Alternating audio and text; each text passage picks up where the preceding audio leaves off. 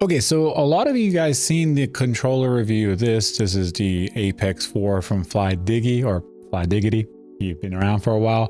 Well, they released the new Black Myth edition. This is what the controller looks like and stuff. And you'll be seeing some B-roll and stuff on screen too. They're essentially the same controller with some differences. Let's break it down real quick. We're not going to take too long here. Now, first thing I want to say is when I reviewed this controller here, there wasn't really nothing else that I would almost recommend over it. I mean, there were things, but there were some things about this I really, really loved.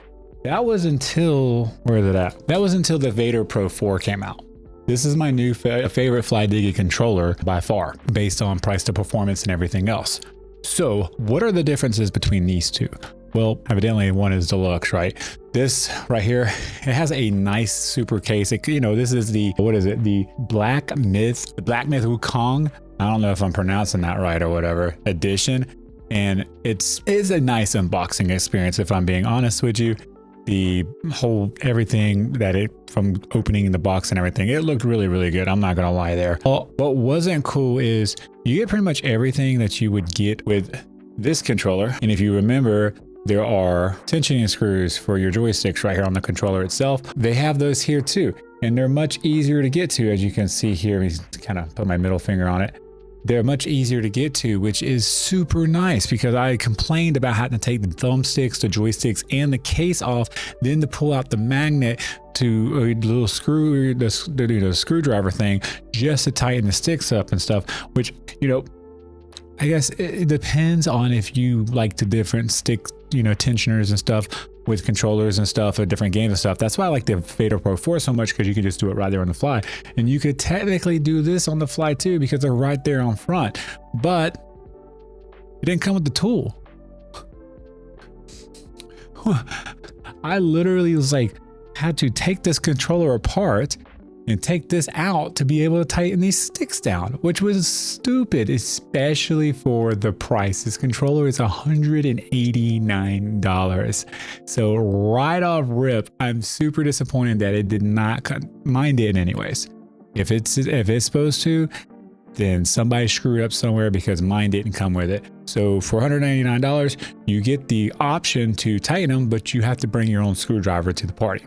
Other thing that was changed on it was the screen on the controller itself. The screens are a little bit different. This one's a little bit smaller and everything, but it does all the same functionality as the Apex 4 controller does. It even came out of the box in Chinese again. I'm showing you on screen how to go and change that to English. It's a pretty simple process. I don't remember top of my head, but it was pretty simple for me to get to. So if you do get this controller or any other controller like this, the Apex 4 or any of the other variants, I've seen there's a couple more variants coming out of this controller, then just head over there and do that. Another thing that comes out of the box different about this controller is going to be the hertz. The pulling rate for the controller, it's supposed to be a 2000 hertz pulling rate. The other thing on it, the triggers, they do still have all the same features of the triggers in this controller as this controller here. You can still change them within there. You can go on the app. The software online is still the same. It's the FLYDIGI Baz Station, whatever it's called. I have it installed on my PC. I didn't get no errors or any kind of, you're gonna get a virus if you download this onto your PC. You don't have to have it with this, by the way. If you need to do an update, you will need to have it. But if you want to set up all your buttons and stuff, you can do it from the controller, which is nice. The D-pad does not detach. The joysticks do come off. They are Hall effects. Connectivity is just like the Apex 4. It does work on Xbox if you have certain adapters and stuff. I use the Magic X. I know other people like Kevin over at Gamer Heaven uses the Brooks 2. I have the Brooks 2. It doesn't work on mine anymore. But in any case, if you have one of them and it still works, then this should work. I was able to use it on the Xbox, no problem. And if you're going to ask in the comments below, do you lose any kind of, is there any kind of lag or latency? Doing anything like that's going to add some kind of lag and latency, but I don't notice it, or I didn't notice it anyhow. So take that for what it's worth. Okay, so the other difference on this is supposed to be the D-pad. It's supposed to be an alloyed casting for lightweight design. I don't know what that means. I would assume, because it kind of still feels, it's cooler than the plastic, so I assume there is at least some kind of paint on there maybe. I almost want to scratch it with a knife just to see if it's actually metal or not, or alloyed, I should say. But it's supposed to be an alloy of some sort, so take that for what it's worth. The buttons, the XYBA buttons, are the same. They're still tactile, and I want to point out these buttons are loose as crap. They are just loosey goosey in there. Like, I mean, it's just super. Like, I don't know if I mentioned it in the last review I did on this control on the Apex 4 or not, but these, I mean, like this B button, like holy moly, it's just like, I mean, it's like it's just. They could have tightened this up for sure. I think it's even worse on the new controller than it is the last controller. I can't even tell. They're just super loose, super sloppy feeling. I don't like it at all, to be 100% honest with you. Lots of other controllers that feel way better. Even like the Apex 4, way better, way better. I mean, they're still a little loose, but nowhere near as bad as these two controllers right here. Okay, so what we're gonna do is test this controller real quick. I did this a minute ago. It didn't work right, so I'm doing it again. I worked right, it just didn't record audio because I just reset some stuff up here. All right, so here's a controller testing the refresh, the pooling rate. You're at a 0.5, 0.7, 0.6. You see everything right there. Not a whole lot to look at. I mean, you got a couple of ones here, one there. I'm not sure if that's a me or, I mean, just super touchy, to be honest with you. That's probably what it is. Do it again.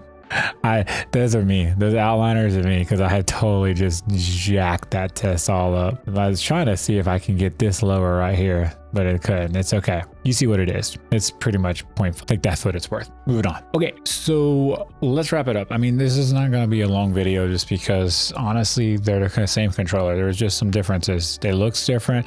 It looks good. I do like the black on gold, and it's got all the different little things on it and everything else. Here's the deal. I mean, unless you're into collecting controllers and stuff, then there's no way I would spend $180 on this controller. I'm just gonna be 100% real. Not when I can get this is $100 cheaper. The only thing it doesn't do is it doesn't have the 2000 hertz pulling rate. It's 1000 hertz. It's got everything else that this controller has. They're literally the same controller, but the only thing the difference on this controller versus this controller is this has all the different trigger stuff in it and everything. I don't care. I don't use any of that because I play FPS shooter games, and these got the little clicky mouse triggers on them.